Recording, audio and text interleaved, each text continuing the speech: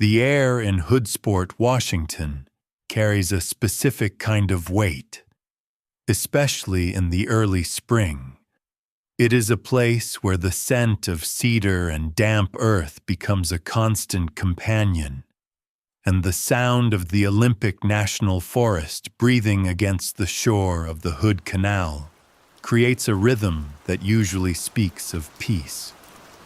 It is the kind of place where residents grow used to the soft, gray light of March, a time when the mist often settles so low it obscures the tree line and turns the world into a series of soft, muted shapes. In this landscape, a sense of safety is rarely questioned. Neighbors know each other by the sound of their trucks on the gravel or the way their porch lights flicker on at dusk. But on Wednesday, March 25th, that familiar tranquility was shattered by a sound that didn't belong to the forest or the water. It was the sound of a finality that a local court had tried, only 24 hours earlier, to prevent. Anna Child was 46 years old, a woman whose life was supposed to be entering a new, hopeful chapter. She was a person who valued her autonomy, yet for years she had lived under the shadow of a man who viewed her not as a partner, but as a possession. Her estranged husband, 60-year-old Robert Child, had created an environment of control so pervasive that Anna eventually realized the only way to survive was to leave. She had recently found a sense of companionship and safety with 46-year-old Jason Hilde. Together, they represented a future that was free from the suffocating grip of Robert's influence. But as anyone who has lived in the quiet corners of Mason County knows, the woods can hide many things, and sometimes the most dangerous elements aren't the predators in the brush, but the people who refuse to let go of the past. Just weeks before that fateful Wednesday, Anna had taken the brave step of seeking legal protection. She had walked into a courtroom and filed for a protection order against Robert. In the documents, she didn't just describe a broken marriage, she described a haunting reality. She told the court that Robert treated her like an object he owned. Even more chillingly, she recounted a warning he had given her, a promise that had likely echoed in her mind every time she heard a floorboard creak or a car door slam. Robert had told her, quite simply, that if he couldn't have her, no one would. It was a classic red flag, a signature of domestic obsession that investigators would later point to as the blueprint for what was to come. On Tuesday, a judge listened to her pleas and granted that order, creating a paper shield that was meant to keep the darkness at bay. The legal system operates on the belief that a document, signed by an authority and backed by the law, can act as a deterrent. It is a symbol of a community's promise to protect its vulnerable. But as the sun began to set on that Tuesday, that piece of paper was the only thing standing between Anna and a man who had already decided that the law did not apply to him. The tragedy of Hoodsport isn't just in the loss of 2 lives. It is in the terrifying speed with which a court's warning was ignored. It was a recipe for disaster that was already simmering in the quiet hours of the night. By the time the next morning arrived, the protection order would be found in a house that had become a crime scene, a silent witness to the failure of a system that tries its best to provide safety in an unpredictable world. Caleb McGill, a neighbor who lived within earshot of the residence, was perhaps the first to realize that the morning's peace had been permanently compromised. He was going about his routine when the sharp, unmistakable cracks of gunfire cut through the misty air.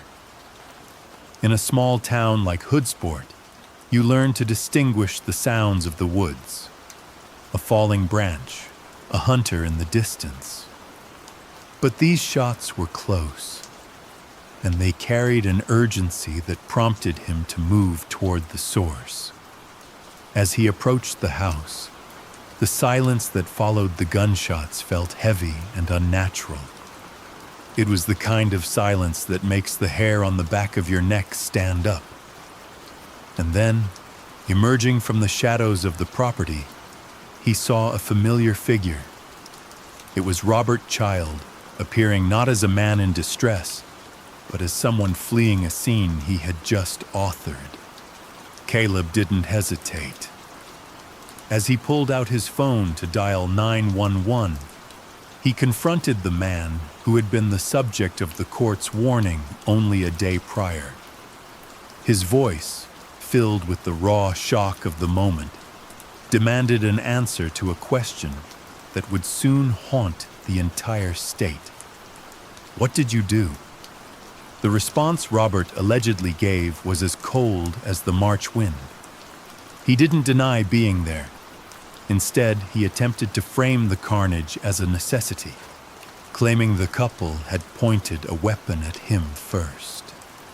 It was a hollow justification, one that would be picked apart by detectives in the hours to follow. Robert didn't stay to explain further. He disappeared into the damp gray of the morning, sparking a manhunt that would see the Mason County Sheriff's Office mobilizing every resource to find a suspect they knew was armed and desperate. For those of you listening tonight, perhaps seeking a way to quiet the mind after a long day, it is worth reflecting on the resilience of people like Anna. She had done everything right.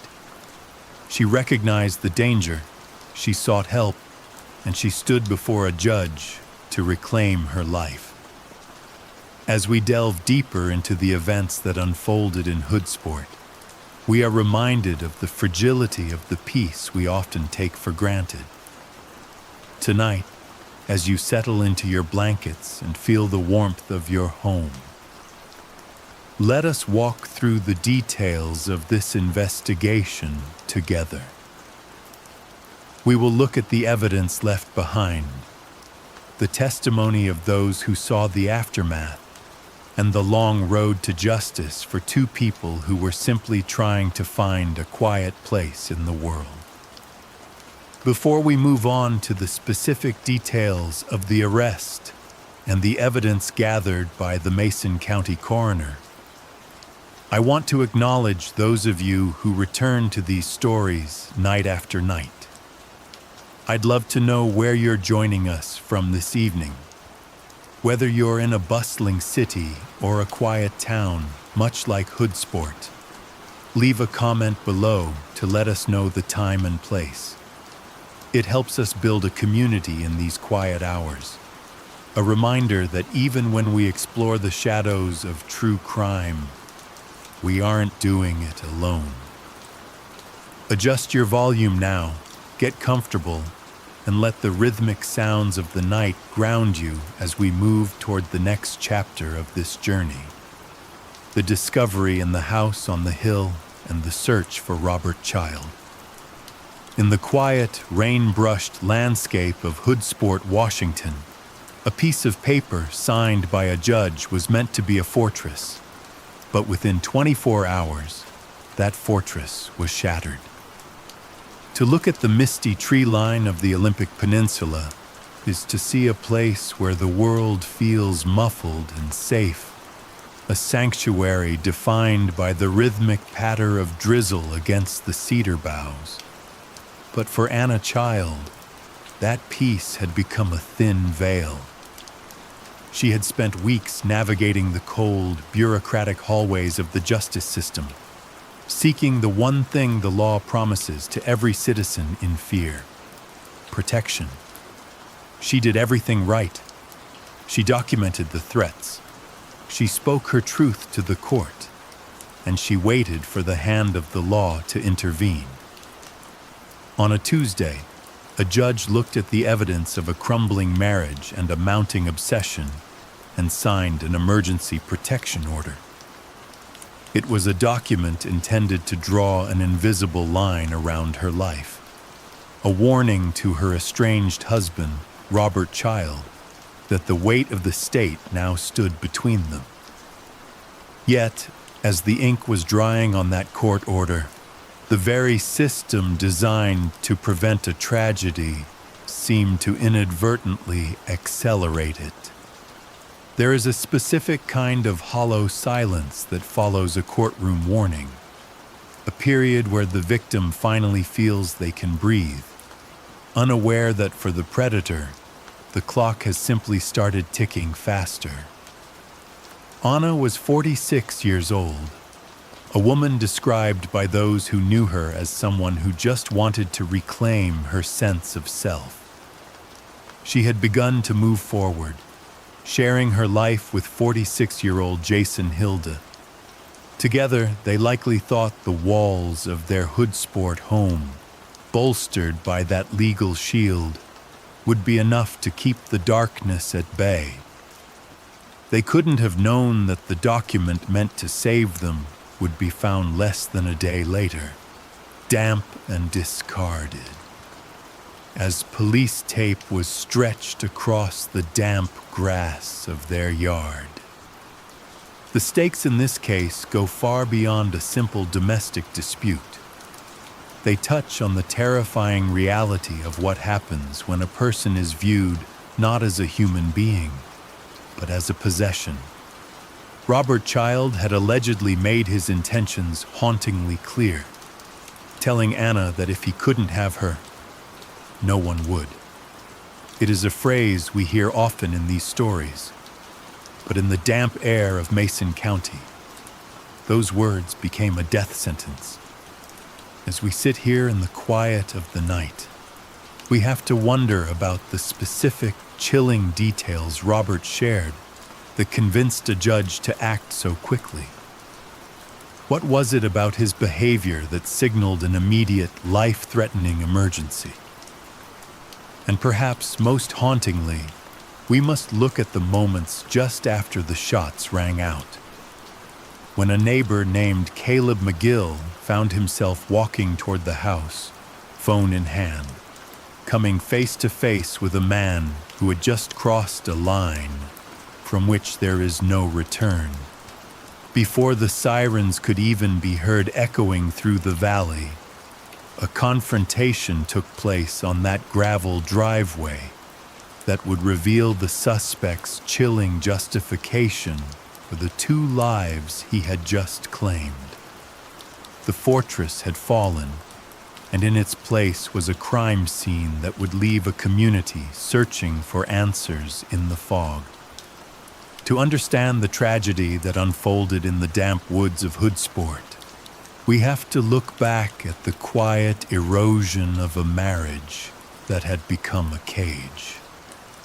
Anna Child was 46 years old, a woman described by those who knew her as having a spirit that Robert T. Child, her 60-hour-old husband, seemed intent on dampening. For years, the walls of their home had witnessed a deteriorating relationship, one where the traditional boundaries of partnership had been replaced by a rigid, suffocating hierarchy. It wasn't just that the romance had faded, it was that the very air in the house had become heavy with a specific kind of psychological weight. Friends noticed that Anna seemed to be shrinking, her natural agency slowly being replaced by a scripted existence dictated by Robert's expectations. When Anna finally reached the breaking point and sought the protection of the court, her filings revealed a chilling internal landscape. She didn't just speak of arguments or typical marital strife. She used a word that stopped investigators in their tracks: possession. She claimed that to Robert, she wasn't a wife, a companion, or an equal. She was an object. In his mind, she was an asset he had acquired, much like a piece of property or a line item on a ledger, and he refused to liquidate that asset. This mentality is a hallmark of a particularly dangerous form of domestic control, where the perpetrator views the victim's attempt at independence not as a personal choice, but as a theft of their own property. The court records document a haunting ultimatum that Robert supposedly delivered to Anna as the marriage crumbled. He told her, quite simply, "If I can't have you, no one will." On the surface, it sounds like the cliché of a jealous lover, but in the context of their home in Mason County, it was a literal mission statement. It revealed an all-or-nothing psychology where there was no room for Anna to exist outside of his shadow. To Robert, the idea of Anna starting over, of her finding happiness with someone like Jason Hilda, wasn't just an insult. It was an impossibility he felt entitled to prevent by any means necessary. It was as if he were watching her every move, even when he wasn't in the room, creating a sense of being perpetually observed within the very walls that were supposed to offer her sanctuary. For Anna, every day became a calculation of how to breathe without drawing his ire, living in a state of constant low-level vibration that something catastrophic was just beyond the horizon. Underneath the moss-covered trees of the Washington coast, a life that should have been entering a vibrant new chapter was being methodically policed by a man who saw her freedom as a personal loss he could not endure. But beneath that heavy vibration of fear, there was a woman who refused to be defined by the shadow that followed her. To know Anna Child was to know a person of quiet, resilient strength who found her greatest peace in the rugged beauty of the Olympic Peninsula. She wasn't just a figure in a court document. She was a fixture in the hood sport community, known for a smile that seemed to defy the weight she carried behind closed doors. Friends recall her as someone who deeply appreciated the simple, tactile joys of life in Washington. The smell of cedar after a heavy rain, the way the fog settled over the Hood Canal, and the rhythmic sound of the water against the shore. She was a woman who loved the outdoors, finding a sense of autonomy in nature that was often denied to her in her domestic life. Those close to her saw a woman who was reclaiming her identity, piece by piece, rediscovering hobbies and interests that had been suppressed for years. She was a daughter, a friend, and a presence that brought a sense of warmth to the local shops and trails she frequented. Her resilience wasn't loud or boastful, but it was there in the way she carried herself, a steady determination to build a life that was entirely her own, governed by her own choices and her own dreams. Beside her in this journey of reclamation was Jason Hilda.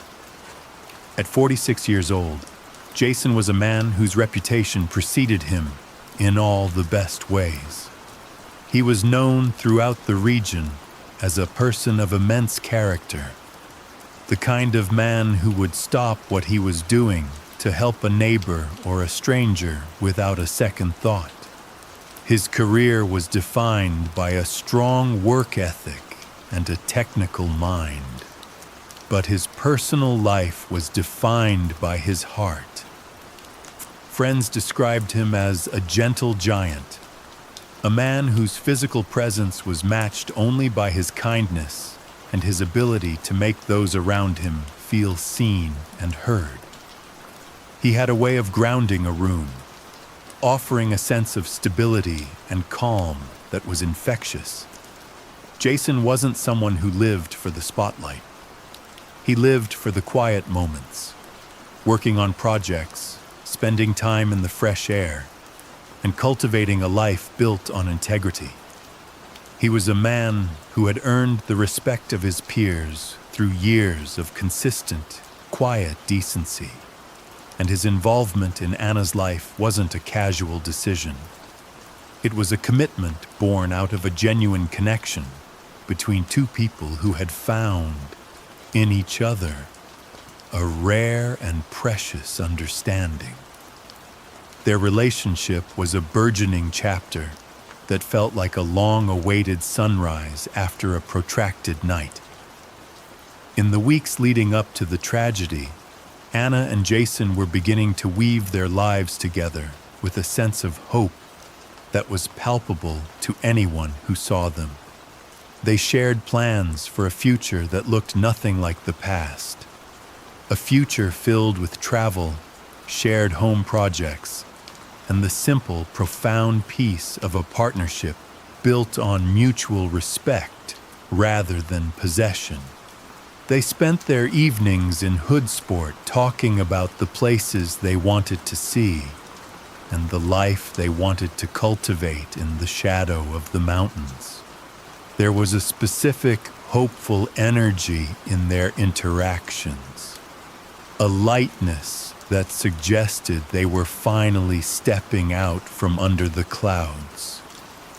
Family members remember the way Anna's voice would change when she spoke of Jason, losing the sharp edge of anxiety and replacing it with a soft, genuine glow.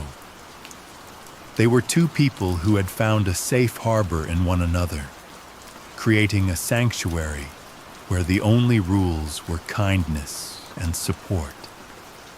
To honor their names is to remember the stories that have nothing to do with the courtroom or the police tape.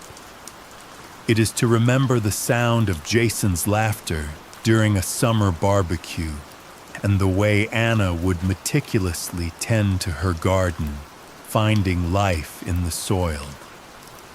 Their friends speak of them not as victims, but as a vibrant couple who were deeply in love and looking forward to every tomorrow they had been promised. Before they were names on a police report, they were a future being built, one quiet hood sport evening at a time. They were the architects of a new beginning, stacking days of laughter and shared dreams like bricks in a foundation that was meant to last a lifetime. In the local community, their absence is felt not just as a loss of life, but as the loss of that potential, the silencing of two voices that had only just begun to sing in harmony. By centering their humanity, we ensure that the narrative belongs to them, to their kindness, and to the hopeful, beautiful lives they were leading before the darkness intervened. Their legacy isn't the violence that took them, but the love that defined their final days together. The air inside the Mason County Courthouse on March 24th, 2025, carried that specific heavy stillness found in places where life-altering decisions are etched into paper. For Anna Child, the fluorescent lights and the rhythmic muffled sounds of footsteps in the hallway weren't just background noise.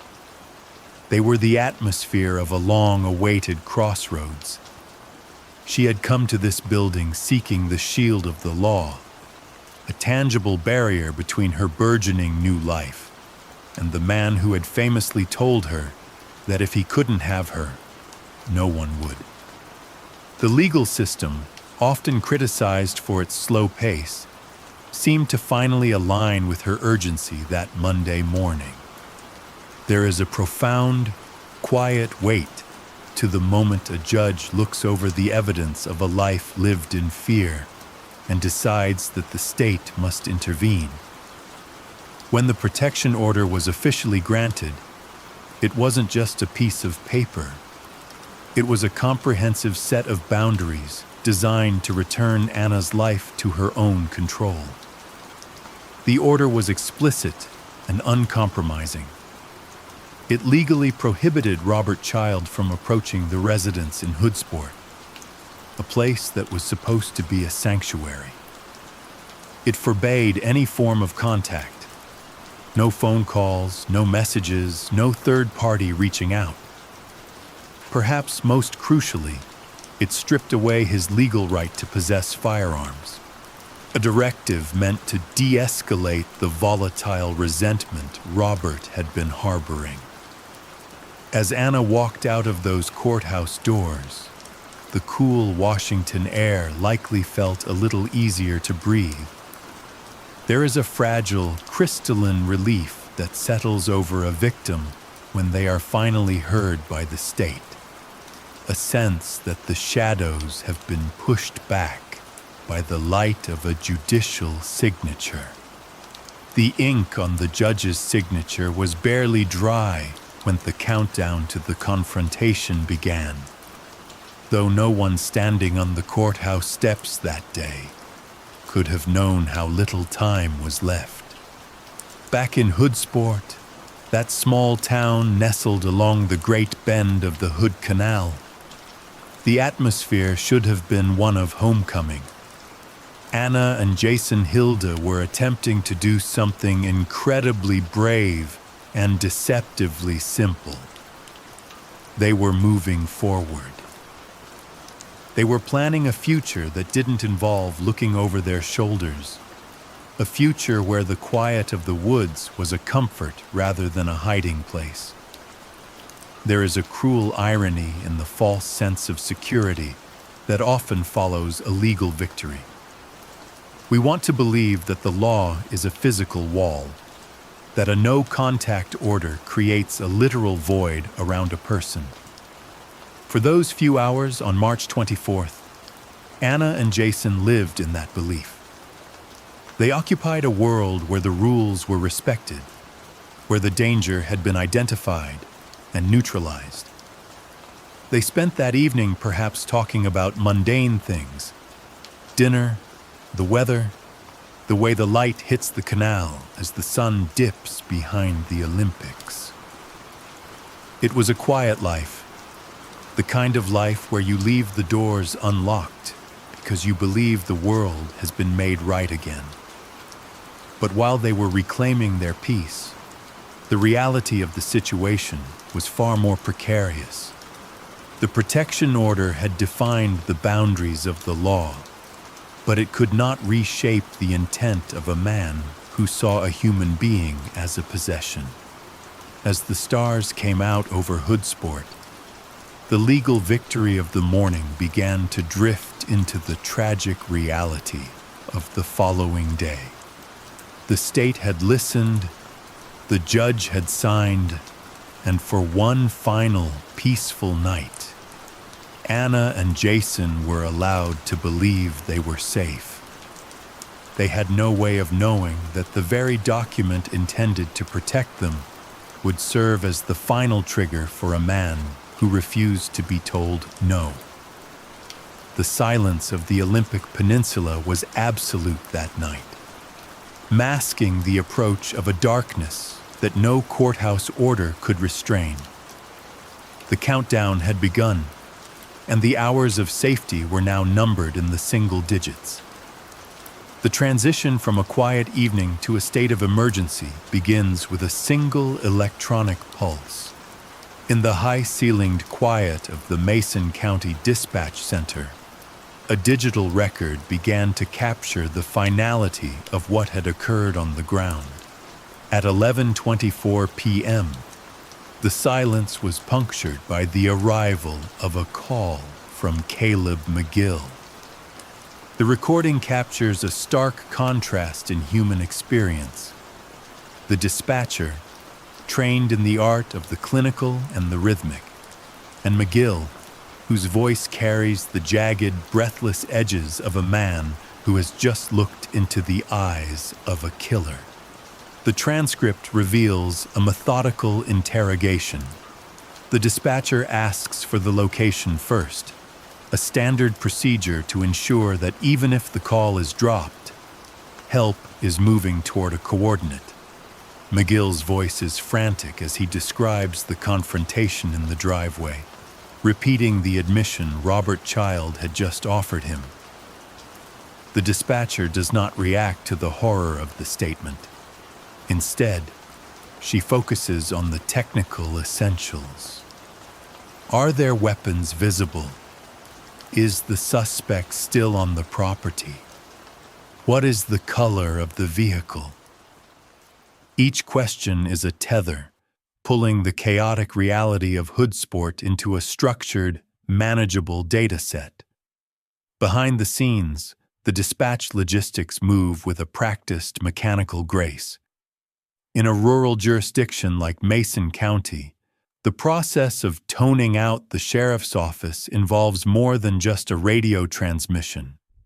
It is a prioritization of resources in a landscape where deputies may be miles apart, patrolling vast stretches of Highway 101 or the winding roads near Lake Cushman. The call was coded as a shots fired, with a confirmed protection order violation, a combination that shifted the response into the highest tier of urgency. Patrol cars began to converge, their movements tracked by GPS in a silent, glowing dance on the dispatcher's monitor. 2 units were redirected from the northern end of the county, their sirens muffled by the heavy timber as they pushed south. Records show the lead deputy began the push toward the scene at 11:28 p.m., navigating the sharp bends of the rural roads, with a focus on arrival times that were estimated at 12 to 15 minutes. The standard operating procedure for such a call is defined by a heavy tactical caution. When deputies approach a residence where a protection order has been violated and shots have been fired, they do not simply rush the door. They must assume the suspect is barricaded or waiting in the shadows of the tree line. As the headlights finally cut through the mist of the Hood Sport driveway, the system that began with a digital pulse was now a physical presence on the gravel, moving with silent, armored intent toward the stillness of the house. To understand the gravity of what happened on that Tuesday, March 25th, one must first visualize the profound, almost heavy isolation of Hood Sport, Washington. This isn't a place defined by the hum of traffic or the glow of city lights. It is the gateway to the Olympic Peninsula, a rugged landscape where the Pacific moss clings to every surface and the air carries a constant damp scent of cedar and salt water. In a town of fewer than 1,000 people, life moves at the pace of the tides and the Great Twin Lakes and the shifting mist of the Olympic National Forest. For those who live here, the silence isn't an absence of noise, but a tangible presence, a protective layer that usually signals safety and a withdrawal from the frantic pace of the modern world. The residence where Anna Child and Jason Hilda were spending their evening sat nestled within this dense, green cathedral. In such a rural setting, the geography of a home dictates more than just a view. It dictates how sound travels. The houses in this part of Mason County are often separated by thick stands of hemlock and Douglas fir, which usually act as natural acoustic buffers. However, on a damp, still evening, the atmosphere acts differently. The moisture in the air can carry a sharp noise for miles, bouncing off the tree line and echoing through the ravines. This is why, when the peace of that Tuesday was punctured, the sound was so unmistakable to a neighbor like Caleb McGill. Before the violence, it was a mundane evening. The kind of night where the most pressing concern might be the chill creeping in from the Hood Canal. Residents were settling into their routines, finishing dinner, perhaps watching the evening news, or listening to the rhythmic dripping of the rain off the eaves. There was no outward sign that a protection order, granted by a judge only 24 hours earlier, was about to be tested by the person it was designed to keep away.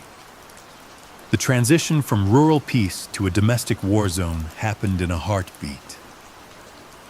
One moment, the forest was reclaiming its nightly stillness. The next, the sharp, mechanical crack of a firearm ripped through the canopy.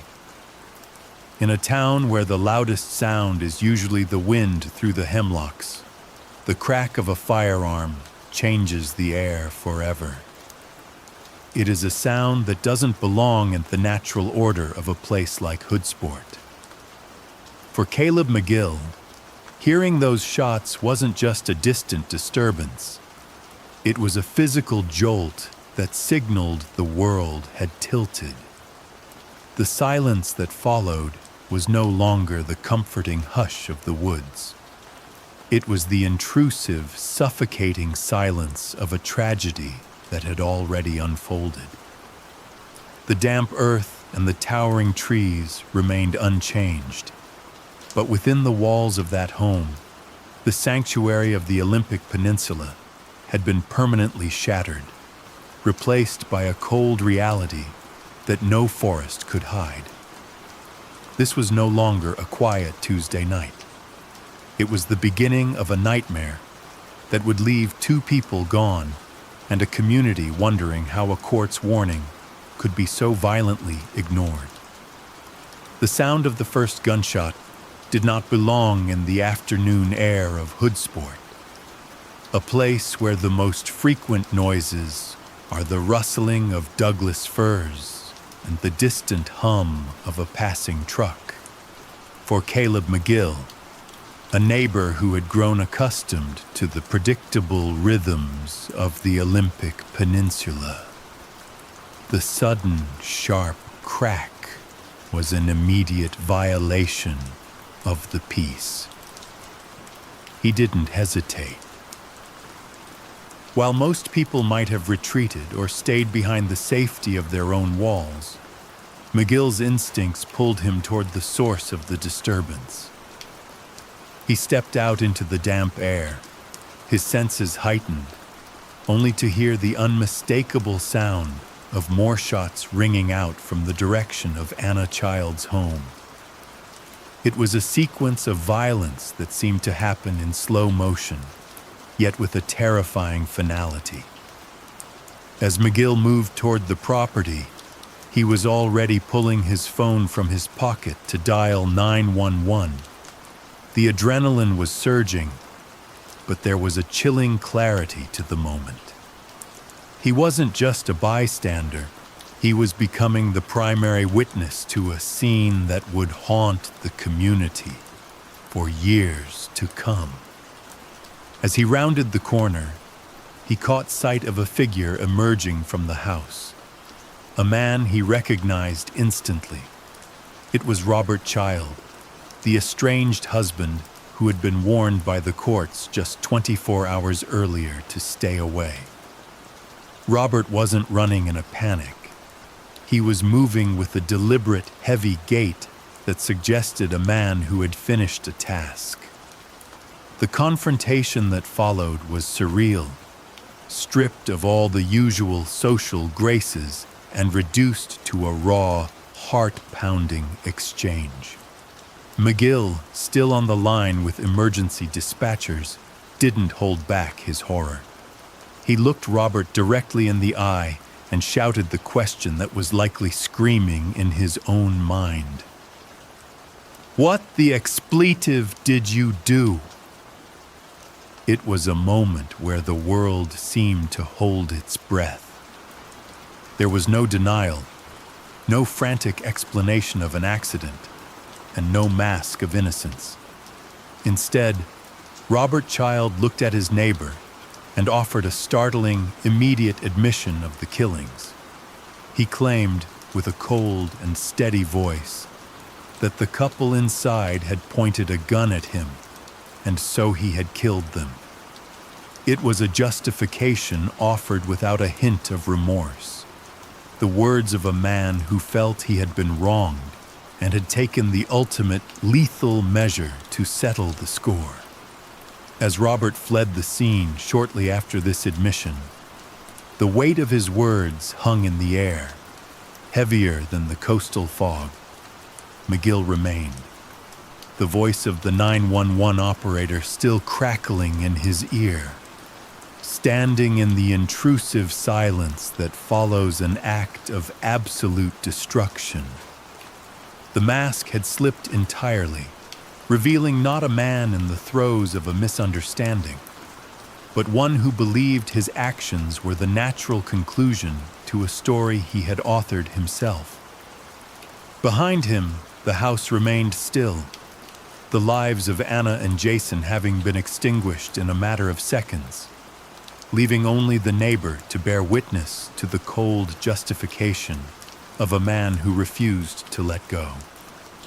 Standing in the gravel driveway of the Hoodsport home, Robert Child did not look like a man who had just accidentally stumbled into a life-or-death struggle. As the neighbor, Caleb McGill, confronted him with the raw, frantic energy of someone who had just heard the unmistakable crack of gunfire, Robert's response was chillingly composed. He looked at the man who had known him for years and offered a justification that felt as hollow as the silence now emanating from the house. He claimed that Anna and Jason had pointed a gun at him, leaving him with no choice but to defend himself. It was a narrative of self-preservation woven over the bodies of those he had hunted, an attempt to paint himself as the victim of the very people he had spent weeks terrorizing. But as the echoes of the shots faded into the damp Washington air, the logical foundation of Robert's claim began to crumble under the weight of the law.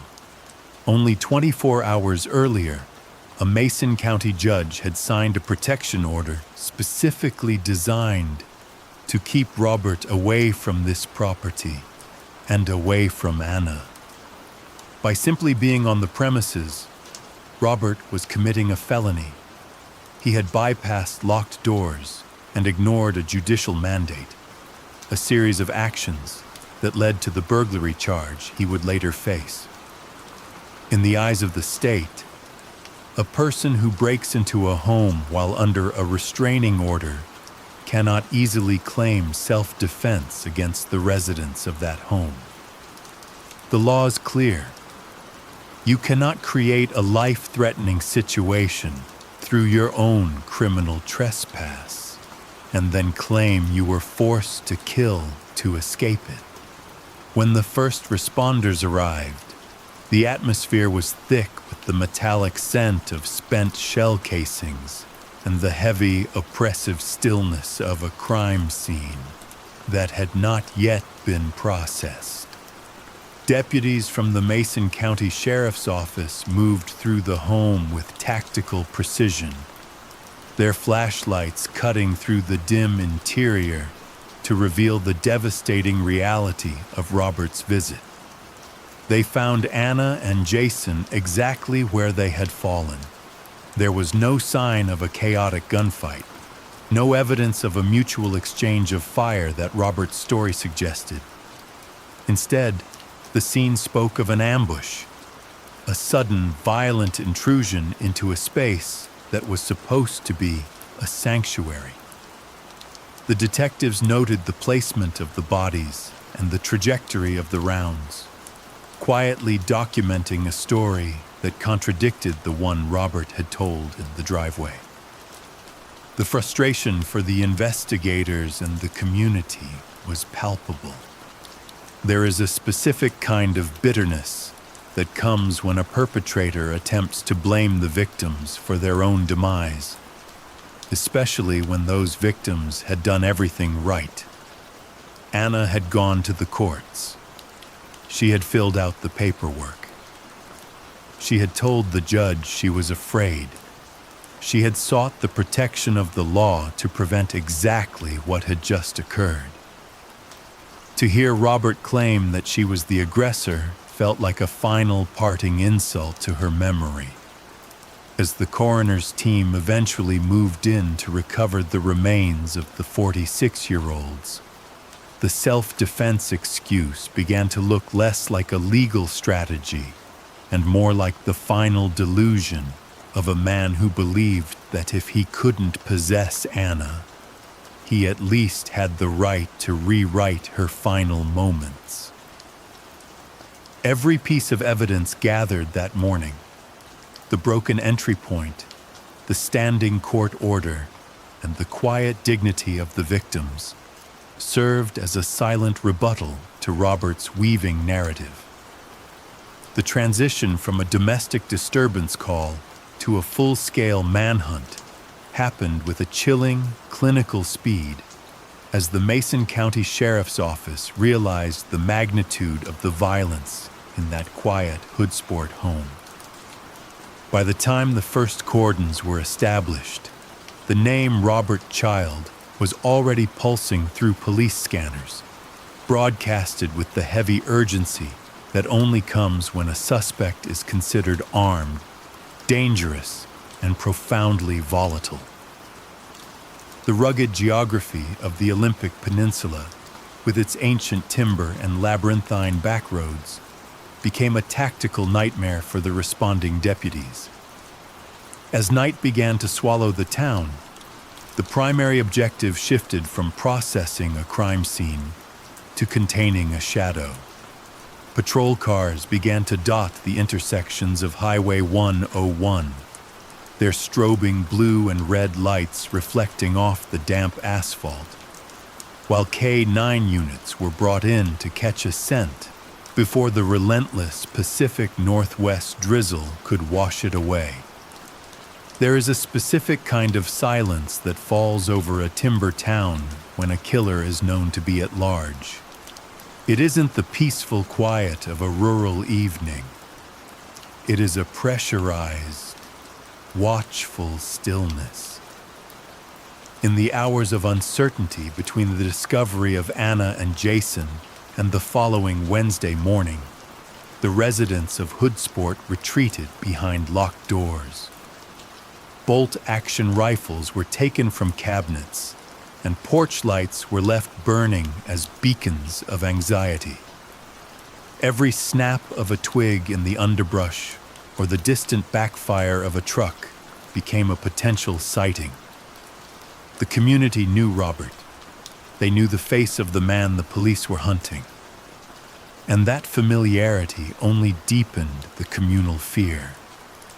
This wasn't a nameless drifter. This was a man who knew these woods as well as any logger. A man who had lived among them until the moment he decided to shatter the peace of their shared valley. The logistics of the search were hampered by the very terrain that makes the region so beautiful. The dense canopy of Douglas firs and western hemlocks creates a natural ceiling that renders aerial thermal imaging difficult, if not impossible, in certain hollows.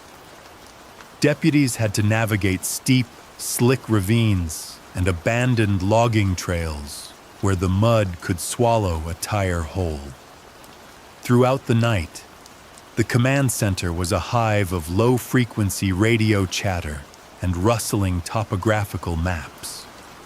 Investigators traced Robert's known associates and possible hideouts, all while grappling with the reality that a man who had spent his life in these mountains could survive indefinitely if he didn't want to be found.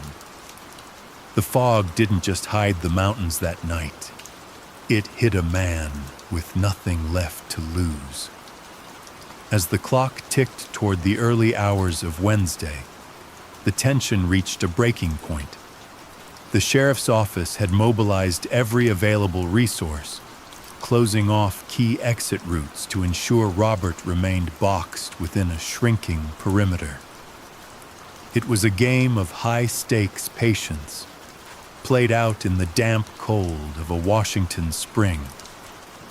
The possibility that he might seek out others, or perhaps return to the scene of the crime, kept the perimeter guards in a state of hyper-vigilance. They were looking for a 60-year-old man who had already proven that a judge's signature was no deterrent to his internal rage. You might be wondering, as you listen to the rhythm of the rain tonight, how a person manages to disappear so completely into the landscape they once called home. It is a haunting thought. The idea that the neighbor you waved to last week could become the ghost the entire county is hunting the next. By sunrise on Wednesday, the manhunt had reached its crescendo, with the authorities closing in on a location that would finally bring this frantic search to its inevitable, somber conclusion. Before we move into the details of that final confrontation and the formal charges that followed, take a moment to breathe and settle in. If you're still awake and listening, we appreciate you staying with us through these darker chapters of the journey.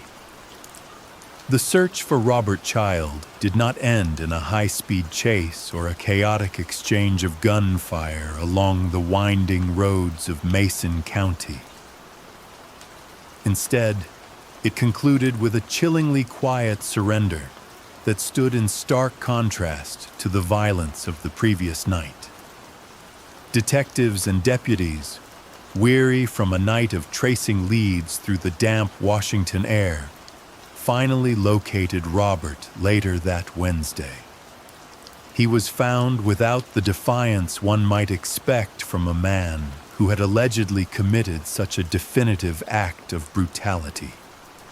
There was no final stand, no desperate flight into the dense timber that surrounds Hoodsport. When the authorities closed in, the man who had once told his wife that if he couldn't have her, no one would, simply let the momentum of the world catch up to him. The heavy click of the handcuffs as they locked around his wrists was the only sound that truly mattered in that moment.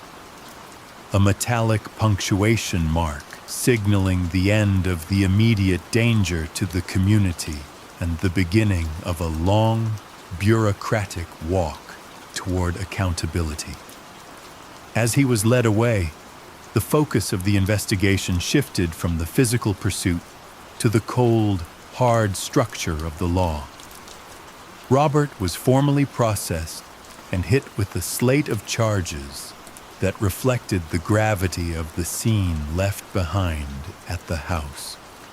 He was charged with 2 counts of first-degree murder for the deaths of Anna Child and Jason Hilda. In the state of Washington, first-degree murder implies a level of premeditated intent, a calculation that the lives of 2 people were a price he was willing to pay for his own sense of possession. But there was a 3rd charge that carried its own significant weight: 1 count of first-degree burglary. To a casual observer, a burglary charge in the wake of a double homicide might seem like a secondary detail, but for the prosecution, it was a cornerstone of the case. This burglary charge was the legal manifestation of the protection order Anna had fought so hard to obtain just 24 hours earlier. By entering the residence with the intent to commit a crime, Robert hadn't just walked through a door. He had shattered a legal boundary specifically designed to keep him away. It proved that his presence at the home was not a tragic accident or a heated misunderstanding, but a deliberate violation of a judge's command. It transformed his entry into the home into an act of criminal trespass with lethal intent. Records show that as the paperwork was filed, the sheer weight of the evidence began to settle over the proceedings. Justice began not with a shout, but with the quiet processing of a man into a system he thought he could bypass. He was no longer a husband or a neighbor. He was a defendant, a number in a ledger, beginning a journey through a legal gauntlet that would scrutinize every minute of his final hours of freedom. The silence of the jail cell now replaced the silence of the woods, as the reality of the 2 lives taken began to resonate through the courtroom halls. The transition from a quiet home in Hoodsport to the sterile environment of a courtroom highlights a chilling reality that transcends the specifics of this case. While the handcuffs and the heavy iron doors of the Mason County Jail represent the system's response to a crime already committed, there remains a haunting question about the system's ability to prevent such tragedies from unfolding in the first place. Anna Child had done everything the law required of her. She had recognized the danger, she had documented the threats, and she had sought the formal protection of the state. Yet the paper she held in her hand, the official protection order granted just 24 hours before her life was taken, proved to be a fragile barrier against a determined obsession. This phenomenon is often referred to by advocates and legal experts as the paper shield problem. It is the somber realization that while a court order carries the full weight of the law, it possesses no physical power to restrain a person driven by a sense of ownership and domestic malice. In the eyes of the legal system, the serving of a protection order is a victory for the victim, a moment where the boundary is clearly drawn. However, for those working on the front lines of domestic violence advocacy, this moment is viewed with extreme trepidation. According to the National Domestic Violence Hotline, the period immediately following a victim's decision to leave or seek legal intervention is statistically the most lethal period in the entire cycle of abuse. The hotline, reachable at 1-800-799-7233, provides resources and data that paint a staggering picture of this risk. When a survivor like Anna takes a formal step to reclaim her autonomy, the abuser often perceives a total loss of control. In Robert's case, his reported statement that if he couldn't have her, no one would, was not just a threat. It was a blueprint for the final, desperate act of a man who viewed his wife as a possession rather than a person. The 24 to 48-hour window after an order is served is a critical gap where the legal system often struggles to provide actual physical safety. Law enforcement cannot be everywhere at once, and the time it takes for a violation to be reported, processed, and acted upon is often far longer than it takes for a tragedy to occur. A protection order is a tool of the law, but it cannot stop a bullet once the trigger of obsession is pulled. It serves as a record of intent and a basis for prosecution, but in those quiet, dark hours in the woods of Washington, it offered no warmth or sanctuary. For Jason Hilda and Anna Child, the law arrived too late to serve as a protector. It could only arrive as a witness. This systemic failure isn't necessarily a result of negligence by the judges or the officers involved, but rather a limitation of a society that treats domestic volatility as a private matter until it spills over into public violence. As we reflect on the silence that now hangs over the property in Hoodsport, we are forced to confront the vulnerability of those who try to follow the rules of a civilized society while being hunted by those who have abandoned them. The paper shield remains a necessary part of our justice system, yet its limitations are written in the tragedies of those it failed to keep safe. It is a reminder that the most dangerous moment for a survivor is the very moment they stand up and say, "No more." If you or someone you know is navigating this precarious path, remember that the hotline is available 24/7, offering a lifeline in more than 170 languages to help navigate the shadows that the law alone cannot always dispel. We must look at these cases not just as isolated incidents of crime, but as a call to bridge the gap between legal decree and actual, lived safety. The quiet that settles over Hoodsport in the wake of such a storm is not the same silence that existed before the first siren cut through the salt air. It is a heavier thing, a silence layered with the weight of questions that may never be fully answered, and the memory of two lives that were extinguished just as they were trying to begin a new, brighter chapter. When we look back at the Olympic Peninsula, with its ancient, towering firs and the mist that seems to tether the mountains to the sea, it is easy to see how one could feel both protected and isolated by the landscape. The very terrain that offers beauty also offers a profound solitude, and for Anna Child and Jason Hilda, that solitude became a backdrop for a tragedy that the law tried, but failed, to prevent. As the legal proceedings against Robert Child move forward, and the technicalities of the burglary and murder charges are debated in hushed courtrooms far from the damp soil of Hoodsport, the community is left to reconcile the man they thought they knew with the person who allegedly fled into the brush after the sound of gunshots. It is a haunting realization for any small town, the understanding that the most dangerous elements are not always the predators in the woods, but sometimes the people who sit beside us in the quiet hours.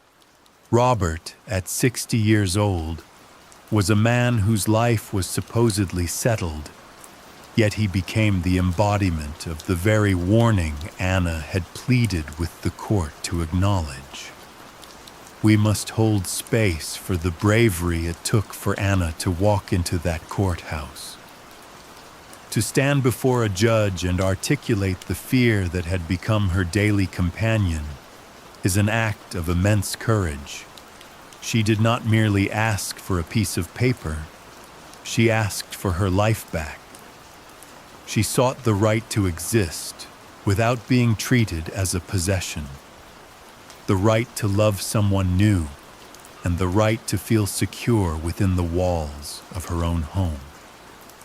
Even though the protection order was ultimately unable to stop a determined and desperate individual, the act of seeking it remains a testament to her spirit.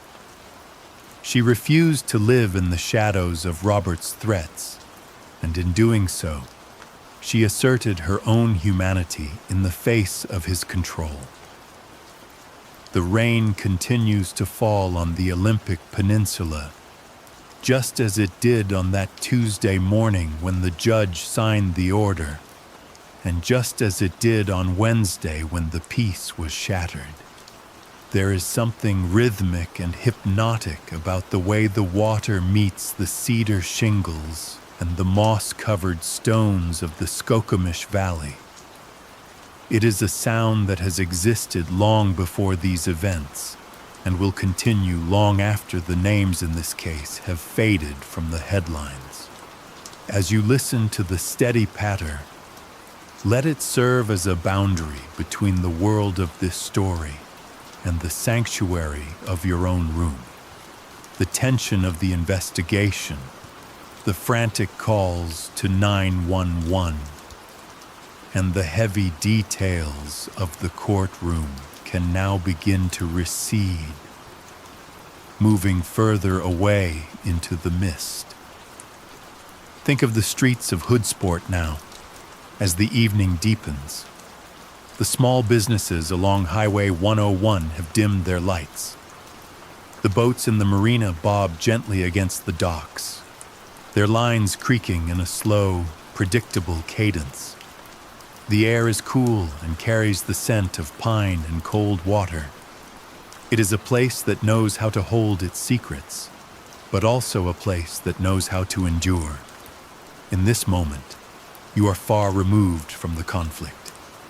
You are in a space of safety, a space where the doors are locked, the blankets are warm, and the only requirement of you is to breathe. The story of Anna and Jason is a somber one, but it is also a reminder of the preciousness of the quiet we often take for granted. It reminds us to cherish the people who make us feel seen and the environments where we feel truly at home. As we release the narrative of the Hoodsport Woods, we return to the rhythmic flow of our own breath. The complexities of the human heart, the failures of the paper shield, and the long road to justice are all being gathered up and set aside for another time. The Olympic Peninsula is a vast, wild place, filled with shadows and light. Tonight, the light is found in the stillness of your surroundings. The darkness outside is merely a blanket, a signal for the mind to slow its gears and for the body to settle into the mattress. You have journeyed through a difficult account, witnessing the struggle for autonomy and the tragic cost of domestic friction, but that journey has reached its end.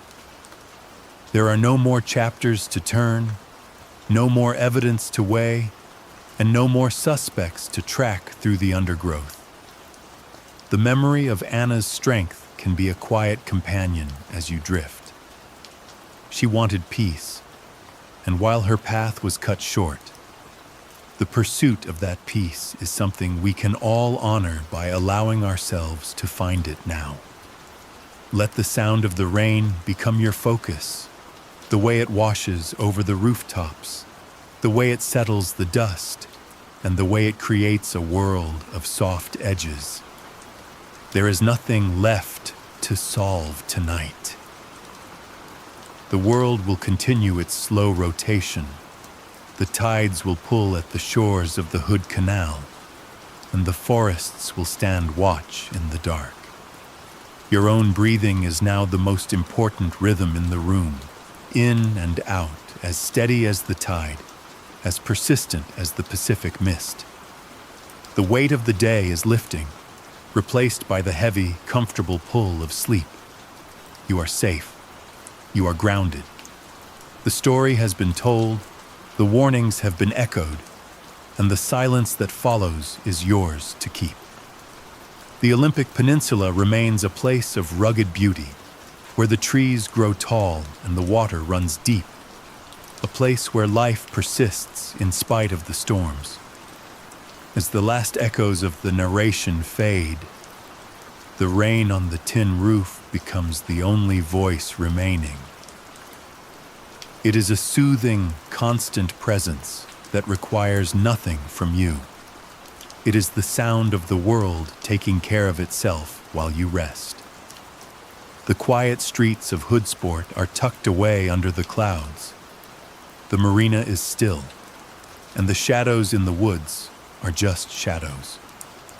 You can let go of the tension in your shoulders, the thoughts in your mind, and the connection to the waking world. The journey through the Mason County records and the Skokomish Valley trails is over. What remains is the calm. What remains is the rest you have earned.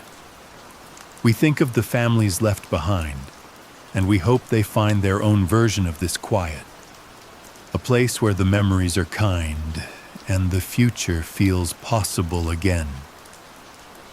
But for you right now, the only task is to listen to the water. It falls with a singular purpose: to cleanse, to cool, and to lull the world into a deep, restorative slumber. The rain continues to fall on the Olympic Peninsula, washing over the quiet streets of Hoodsport, where the story ends, and where you can finally, safely, drift into sleep. The Olympic Peninsula is a place that knows how to keep a secret, but it is also a place that knows how to heal. The moss that blankets the base of the hemlocks and the cedars in the Skokomish Valley doesn't just grow, it absorbs. It absorbs the sound of the wind, the dampness of the fog, and the weight of the stories that unfold beneath its canopy. As we move further away from the legal documents and the heavy atmosphere of the courtroom, we return to the natural rhythm of this landscape. It is a rhythm that existed long before these events and will continue long after. There is a profound bravery in the way Anna Child tried to rewrite her story in those final weeks. To stand before a judge and speak a truth that felt heavy and dangerous is an act of courage that the passage of time cannot diminish. She sought the protection of the law not just for herself, but for the possibility of a life defined by peace rather than possession. That she did so in the face of such specific warnings speaks to a strength that is worth remembering as the night grows still. The documents filed in Mason County tell us the facts of what happened, but they cannot capture the quiet moments of hope that must have existed in that house in Hoodsport before the silence took over. We look toward the legacy of those who are left to carry the memory of Anna and Jason, and we hope that the justice found in a prison cell provides the first few stones of a path toward their own recovery. The legal system, with its papers and its shields, is a human construction, and like all human things, it is sometimes fragile. But the community's response, the neighbor who didn't look away, the investigators who pieced together the trail, and the collective mourning of a small town, that is where the real strength of a society lies. Now, as the narrative threads are finally tied, it is time for you to turn your attention inward. The world of Hoodsport is far away now. A series of shadows and rain-slicked roads that are no longer yours to navigate. You are in a space that is defined by your own safety and your own comfort. The air around you is still, but the weight of the day's thoughts is beginning to dissolve, much like the mist dissolving into the tree line of the Olympics. There is nothing more for you to solve, nothing more for you to witness, and no more questions that require an answer tonight. The courage of those we spoke of today can now serve as a quiet reminder that you too can find a place of stillness. Listen to the rhythm of your own breathing, matching it to the steady, unchanging sound of the water hitting the roof. It is a natural metronome, pulling you deeper into a state where the stories of the past no longer have a hold on the present. The mountains are dark now, standing as silent sentinels over the water of the canal, and the valley is tucked away under a blanket of gray. Everything is as it should be in this moment of rest. The rain continues to fall on the Olympic Peninsula, washing over the quiet streets of Hoodsport, where the story ends, and where you can finally, safely drift into sleep.